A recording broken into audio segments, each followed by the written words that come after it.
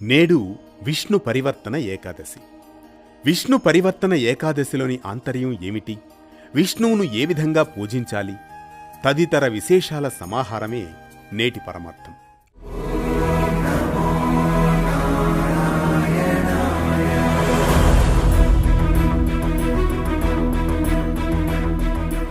శ్రీ మహావిష్ణువు యోగనిద్రలో తన శయన భంగిమ మార్చుకోవడం అనేది భాద్రపద శుక్ల ఏకాదశి రోజున జరుగుతుంది.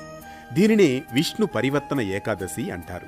ఆషాఢ శుక్ల ఏకాదశి శయన ఏకాదశి నాడు విష్ణువు యోగనిద్రలోకి వెళతాడు. తదుపరి భక్తులు వ్రతాలు నియమాలు పాటిస్తారు. భాద్రపద శుక్ల ఏకాదశి నాడు విష్ణువు తాను శయనిస్తున్న భంగిమ మార్చుతాడు కాబట్టి ఈ రోజును పరివర్తన ఏకాదశి అంటారు. ప్రతి మాసంలోనూ 2 పక్షాలుంటాయి. ఒక్కో పక్షంలో ఒక్కో ఏకాదశి ఉంటుందనే విషయం అందరికీ తెలిసిన విషయమే. ప్రతి ఏకాదశి కూడా విశేషమైన ఫలితాన్ని కలిగి ఉంటుంది. అలా వచ్చే భాద్రపద శుక్ల ఏకాదశిని పరివర్తన ఏకాదశి అంటారు. అలా ఈరోజు పరివర్తన ఏకాదశి. పరివర్తన అంటే మార్పు అని కూడా అర్థం. మిగతా ఏకాదశుల మాదిరిగానే ఈ ఏకాదశి రోజున ఉపవాస దీక్షను చేపట్టవలసి ఉంటుంది.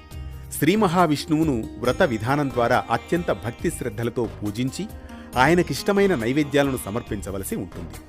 వివిధ రకాల కారణాల వలన అసంపూర్తిగా ఆగిపోయిన పనులు పూర్తవుతాయని మన పురాణాలు ఈ సందర్భంగా స్పష్టం చేస్తున్నాయి.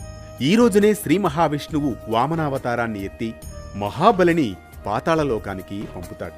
పరివర్తన ఏకాదశి రోజు వామన అవతారాన్ని పూజించడం వలన బ్రహ్మ విష్ణు మహేశ్వరులను సేవిస్తే కలిగే ఫలం లభిస్తుందని పురాణాలు చెబుతున్నాయి. ఈ ఏకాదశి రోజు ఉపవాసం ఉండడం వలన తెలియక చేసిన పాపాలన్నీ నశిస్తాయని, కోరిన కోరికలు ఫలిస్తాయని నమ్మకం. ఈ పరివర్తన ఏకాదశి రోజున చేసే ఆరాధన వల్ల పూర్వజన్మలో చేసిన దుష్కార్యాలు కూడా పరిహారమవుతాయని పద్మపురాణం చెబుతోంది. ఈ రోజున విష్ణువుకు తులసి పుష్పాలు దీపార్చన చేసి ఓం నమో నారాయణాయ మంత్రం జపించడం శ్రేష్టం. ఈరోజు తులసీ దళాలు సమర్పించడం మహాపుణ్యప్రదం.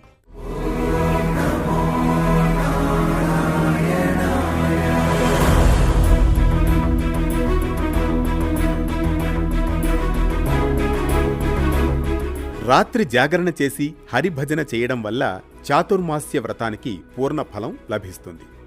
దీని వ్రతం వైకుంఠ ప్రాప్తికి దారితీస్తుంది అని శాస్త్రోక్తి. విష్ణు పరివర్తన ఏకాదశి వ్రతాన్ని భక్తి శ్రద్ధలతో ఆచరించేవారికి శ్రీ మహావిష్ణువు తన అనుగ్రహంతో ఐశ్వర్యం, ఆయురారోగ్యం, సౌఖ్యం ప్రసాదిస్తారని శాస్త్రవచనం. విష్ణు పరివర్తన ఏకాదశి పూజా విధానం ప్రకారం ఉదయం పవిత్ర నదిలో లేదా ఇంట్లో నీటిలో తులసి ఆకులు గంగాజలం వేసి స్నానమాచరించాలి. పరివర్తన ఏకాదశి వ్రతం అని సంకల్పం చెప్పుకోవాలి. ఆచమనం, ప్రణవజపం చేయాలి. దేవతా స్థాపన చేసి దీపం వెలిగించి నైవేద్యంతో హరిని ఆహ్వానించాలి. పాలు, పెరుగు, తేనె, గంగాజలంతో పంచామృతాభిషేకం చేయాలి. పసుపు, కుంకుమ, చందనం, పుష్పాలు, తులసి దళాలు సమర్పించిన తదుపరి నైవేద్యంగా పాలు, పళ్ళు, చక్కెర, వడలు, పాయసం వంటి ఉపవాసానుకూల నైవేద్యాలు సమర్పించాలి. హరినామస్మరణ చేయాలి. ఓం నమో నారాయణాయ అని స్మరిస్తూ విష్ణు సహస్రనామ పారాయణం లేదా గజేంద్రమోక్ష పారాయణం చేయాలి. ఉపవాసంతో ఉండి పేదలకు భోజనం పెట్టడం, పక్షులకు ధాన్యం, తులసి మొక్కలకు నీరు సమర్పించి తదుపరి ప్రసాదం స్వీకరించాలి. సాయంత్రం దీపారాధన చేయాలి.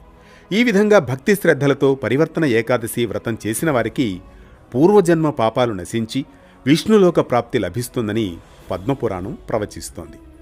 ఇది విష్ణు పరివర్తన ఏకాదశి గురించిన పరమార్థం. మరో భక్తి రాగం ధర్మ దీపంతో మళ్లీ కలుద్దాం రేపటి పరమార్థంతో.